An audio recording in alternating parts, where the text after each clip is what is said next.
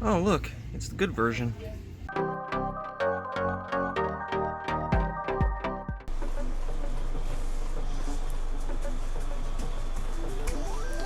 Hey there, best buddies, and welcome back to the channel. As always, I'm Ray, this is Foxy, and today we're going to be looking at The Lion King from this year, 2019. So The Lion King is the latest in the live-action remakes of the Disney animated classics, and they decided to make the very vibrant cartoon look very realistic, not as vibrant, kind of dull, and a little emotionless, like Fox. So we saw the movie last weekend, and honestly, I was really disappointed and unimpressed by it, just from a complete movie standpoint. Visually, I mean, you can't argue that it's an absolutely stunning looking movie, but everything else is kind of But while we have you here at the beginning of the video, definitely go down and subscribe so you can stay up to date with all the videos that I do put out. And the question in this video is, are you excited for the Mulan live action remake? Personally, I think it's going to be the best live action remake we've gotten, just because I really like the way that they're going about it with the more martial arts, epic war movie type vibe, not a direct adaptation, unlike this movie. You know the story of The Lion King, and let me tell you what, it's literally exactly the same here. It just looks prettier. So let's start with the positives that I feel are in this movie. Visuals, absolutely stunning. I cannot praise the artists and the animators enough with this movie. It's incredible the way it looks.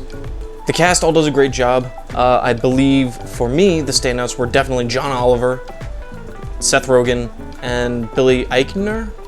I mean, I just know him as Billy on the streets. They were great, and they stole the show. I really like how they made Timon and Pumbaa not just be on their own when they're raising Simba, but they're actually part of some sort of like animal community, which I thought was a really good touch. And I am a little disappointed they got rid of the hula scene for admittedly a funny Disney joke, but you know, I like the hula scene. Why you gotta take that out, Jon Favreau? Also, Donald Glover, really good in the movie as Simba. I really liked him, he was great.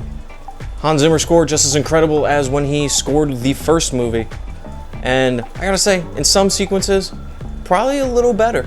I actually looked it up. I'm surprised how many movies I really like have Hans Zimmer scores. It's pretty crazy. Speaking of music and segueing into my negatives for the movie, you know what song wasn't great? That really bad Beyonce original song that we knew was gonna get shoehorned into this movie that replaces the epic music of Simba running back to the Pride Lands. That was literally one of the only moments I was looking forward to, and they completely got rid of it. And it's bad. On top of that, Can You Feel the Love Tonight takes place during the day, and they completely neutered the Be Prepared song, which is upsetting because I really wanted some green fire to go along with the hyena marching. So although I will praise the animation in general, the facial animation of the animals when they're talking, aside from maybe Timon during some scenes, is very stiff, and that's definitely a drawback from making them look more realistic. And honestly, it offers very little in the way of emotional conveyance of the characters. Rafiki also got done real dirty in this movie because he's barely in it. He doesn't really have much of an important role compared to the original movie, which is a shame. They also exclude or alter some really great shots from the original film, such as the reveal of Pride Rock not being anywhere near as impactful as it was in the original, and the zoom in on Simba when he realizes that the stampede is coming is nowhere in the film at all. It's a real shame they got rid of that part. Another weak point is the fact that the Mufasa in the sky scene, when there's like, he's in the storm and he is the clouds, I remember terrifying me as a child, but it was like very lackluster in this movie.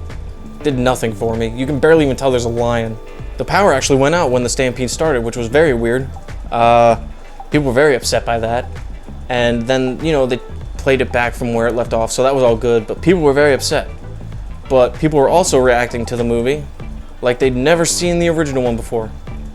Especially people sitting next to us who were very surprised when, you know, Scar decided to betray Mufasa. Even though it's pretty evident in this movie that Scar is not the best character. There's also some problems with dialogue delivery and dialogue pacing, where a best example of this is when Nala finds Simba as an adult, she attacks him because she doesn't know it's Simba, and she pins him down. And then when she realizes it's Simba, she has to process it, and it's like it's a little beats that make it more realistic in the animated version, compared to in this version where she pins him. He's like, oh, Nala, it's me. Hey, what's up? And she immediately accepts it without like processing all that in her head. And it just felt really weird. I will say though, the lions versus the hyena battle at the end was pretty cool looking. That was really fun. Luckily, I don't feel like I wasted my money by seeing this movie because it gave me everything I knew it would from the trailers, which is just a visually more realistic version of the original with almost no changes whatsoever. So I mean, I can't be too mad. Lion King 2019 gets a 6 out of 10. So this review's a little tricky for me because I feel like I'm contradict myself at some points, maybe seem a little hypocritical.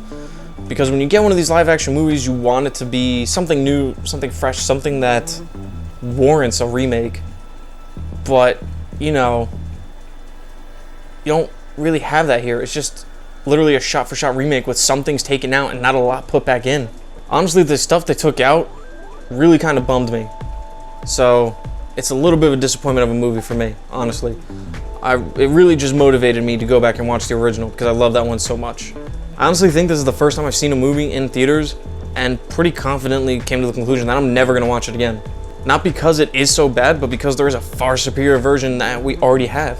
So that's my review for the new Lion King movie, you know, a week late, as I usually like to do. Again, it's not the worst movie, but you gotta know what you're getting going in, otherwise you're gonna be disappointed. And what you're getting is a more realistic, less emotional version of the movie that we already have from, what, 25 years ago, it feels like, maybe? I was a child. So, as always, thanks for watching, everybody. It means a great deal continuing to watch the videos that I do put out when I put them out. While I have you here again, definitely go down and subscribe so you can stay up to date with all the videos that I do put out. Give the video a like, share with a movie-loving friend, and let me know what your thoughts are on the Mulan live-action remake that's coming out. Thanks for watching, everybody. See ya. Now, if you'll excuse me, I'm going to go back and play some more Apex. Bye.